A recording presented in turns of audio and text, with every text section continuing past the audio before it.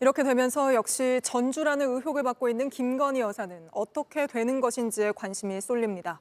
법조팀 박현주 기자와 좀 더 짚어보겠습니다. 자, 박 기자. 김건희 여사도 소환 조사하고 기소해야 한다는 목소리가 커질 텐데 검찰이 어떻게 할까요? 네, 맞습니다. 오늘 대정부 질문에서도 관련 질문이 나왔는데 한번 들어보겠습니다. 전주인 손모 씨에 대해서도 유죄 판결된 것으로 봤을 때 김건희 여사에 대해서 충분하게 유죄 판결이 내려질 수 있는 사안으로 보이는데 어떠세요? 수사하는 사람들이 정부와 법리에 따라서 판단하고 결론을 낼 것으로 알고 있습니다. 그런데 이 김건희 여사 쪽의 대표적인 방어 논리, 그러니까 이 전주 손모 씨가 무죄이기 때문에 김 여사도 무죄다. 이거는 깨진 거 아닌가요?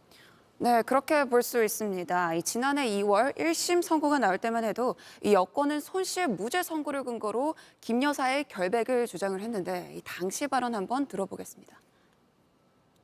김건희 여사는 투자 전문가라는 사람에게 계좌를 맡겼지만 주가 조작 등에 대해서는 알지 못했고 개입한 일도 없다는 것이 진실로 밝혀진 것입니다. 네, 대통령실도 이 큰손 투자자 손모 씨가 무죄라면 이 같은 논리로 김 여사의 주가 조작 관여도 인정될 리가 없다고 밝혔는데요. 그런데 오늘 2심 법원이 이 주가 조작 공모 혐의 손 씨의 주가 조작 공모 혐의에 무죄 판단을 내렸고 이 방조 혐의에 대해서는 유죄 판단을 내렸습니다. 결국 대통령실이나 이 여권의 논리가 깨진 겁니다. 김 여사가 처음 고발된 게 2020년입니다. 벌써 4년이 지났는데 검찰 스스로도 2심 결과를 보고 판단할 거다 이렇게 밝혀왔던 만큼 이제 더는 미룰 명분이 없어진 거 아닌가요? 네, 그렇습니다. 이 검찰은 이 고발 이후 수사를 해서 이 핵심 주범들 그리고 계좌를 빌려준 공범들 가운데 혐의가 가장 중대하다고 본 손 씨만 먼저 재판에 넘겼습니다. 이 수사는 전 정부부터 이어졌다고 하지만 현 정부 들어서도 검찰은 벌써 2년이 넘도록 김 여사를 처분하지 않았습니다. 그래서 늑장 수사 지적이 나온 건데요. 검찰은 그동안 2심 결과를 본 다음에 판단을 하겠다고 했는데 오늘 2심 판결로 검찰의 김 여사에 대한 수사나 처분을 더 미룰 명분은 사실상 사라진 셈입니다. 그럼 김 여사에 대한 결론은 언제쯤 나올 것으로 예상이 됩니까?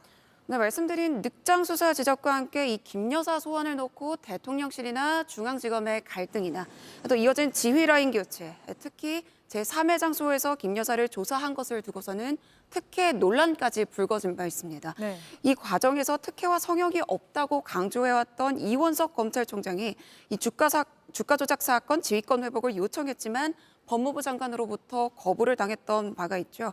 이 수사 신뢰가 상당히 흔들린 겁니다. 그래서 검찰은 오늘 판결문을 분석한 다음에 이 김 여사에 대한 보강 수사와 처분 방향을 결정할 걸로 보이는데요.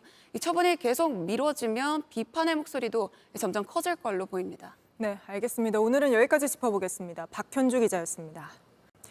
JTBC 뉴스를 시청해 주셔서 고맙습니다. 저희는 저녁 6시 50분 뉴스룸에서 뵙겠습니다.